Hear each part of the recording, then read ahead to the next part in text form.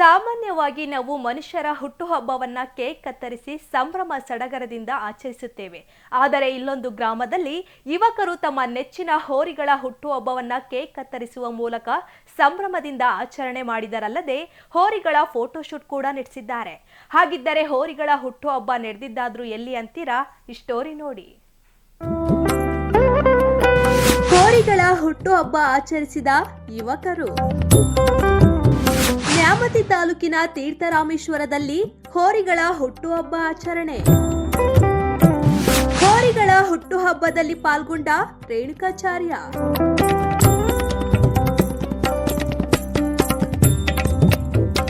ಹೋರಿಗಳನ್ನ ಹಿಡಿದು ಫೋಟೋಗೆ ಪೋಸ್ ನೀಡುತ್ತಿರುವ ಯುವಕರು.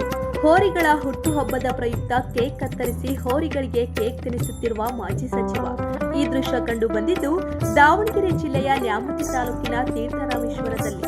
ಹೌದು, ಕೊಬ್ಬರಿ ಹೋರಿಗಳನ್ನ ಸಾಕುವುದು, ಹೋರಿ ಬೆದರಿಸುವ ಸ್ಪರ್ಧೆಯಲ್ಲಿ ಅವುಗಳನ್ನ ಓಡಿಸುವ ಕ್ರೇಜ್ ಗ್ರಾಮೀಣ ಭಾಗದ ಯುವಕರಲ್ಲಿ ಹೆಚ್ಚಾಗಿದೆ. ಹಾಗಾಗಿ ಯುವಕರು ಹೋರಿಗಳನ್ನ ಸಾಕುತ್ತಾರೆ. ಅಷ್ಟೇ ಅಲ್ಲದೆ ಅವುಗಳನ್ನ ಮನೆಯ ಮಕ್ಕಳಂತೆ ನೋಡಿಕೊಳ್ಳುತ್ತಾರೆ. ಹಾಗಾಗಿಯೇ ಯುವಕರು ತಮ್ಮ ನೆಚ್ಚಿನ ಹೋರಿಗಳ ಹುಟ್ಟುಹಬ್ಬವನ್ನ ಪ್ರತಿ ವರ್ಷ ಆಚರಣೆ ಮಾಡಿಕೊಂಡು ಬರುತ್ತಿದ್ದಾರೆ. ಅದೇ ರೀತಿ ತೀರ್ಥರಾಮೇಶ್ವರದಲ್ಲಿ ಯುವಕರು ರಾಜಧಾನಿ, ದೇವರ ಮಗ, ಸಾಮ್ರಾಜ್ಯ ಹೋರಿಯ ಹುಟ್ಟುಹಬ್ಬವನ್ನ ಸಂಭ್ರಮ ಸಡಗರದಿಂದ ಆಚರಿಸಿದರಲ್ಲದೆ ಹೋರಿಗಳ ಫೋಟೋಶೂಟ್ ನಡೆಸಿ ಸಂಭ್ರಮಿಸಿದರು.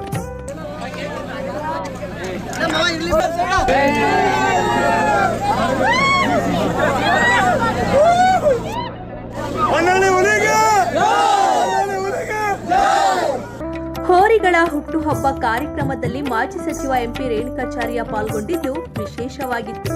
ಹೋರಿಗಳ ಹುಟ್ಟುಹಬ್ಬದ ಪ್ರಯುಕ್ತ ಕೇಕ್ ಕತ್ತರಿಸಿದ ರೇಣುಕಾಚಾರ್ಯ ಹೋರಿಗಳಿಗೆ ಕೇಕ್ ತಿನ್ನಿಸಿ ಶುಭಾಶಯ ಕೋರಿದರು. ಹೋರಿ ಹಬ್ಬ ಇದು ಗ್ರಾಮೀಣ ಸೊಗಡು. ದೀಪಾವಳಿಯಲ್ಲಿ ಬೆದರಿಸುವ ಪದ್ಧತಿ ನಮ್ಮಲ್ಲಿ ಇದ್ದು ಯುವಕರು ಹೋರಿಗಳನ್ನ ಪ್ರೀತಿಯಿಂದ ಸಾಕುತ್ತಾರೆ.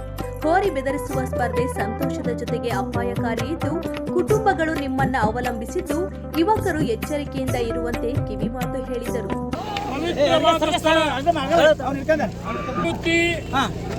ತೀರ್ಥರಾಮೇಶ್ವರ ತೀರ್ಥಲಿಂಗನ ಸನ್ನಿಧಿಯಲ್ಲಿ ಮಲಗೇನಹಳ್ಳಿ ಗ್ರಾಮದ ರಾಜಧಾನಿ, ದೇವರ ಮಗ, ಸಾಮ್ರಾಜ್ಯ ಹೋರಿಯ ಹುಟ್ಟುಹಬ್ಬವನ್ನ ಮತ್ತು ಇದ್ರ ಜೊತೆಗೆ ಬಿದರಹಳ್ಳಿ, ಸೋಗಲಿಂದಲೂ ಹೋರಿಗಳು ಬಂದವೆ. ಮಲಗೇನಹಳ್ಳಿ, ಬಿದರಹಳ್ಳಿ, ಸೋಗಿಲು ಮತ್ತು ಬೆಳಗುತ್ತಿರಾದ್ರೆ ಸುರವಂಜನವರ ಅಕ್ಕಪಕ್ಕ ಗ್ರಾಮಸ್ಥರೆಲ್ಲ ತಾವು ಬಂದಿದ್ದೀರಿ.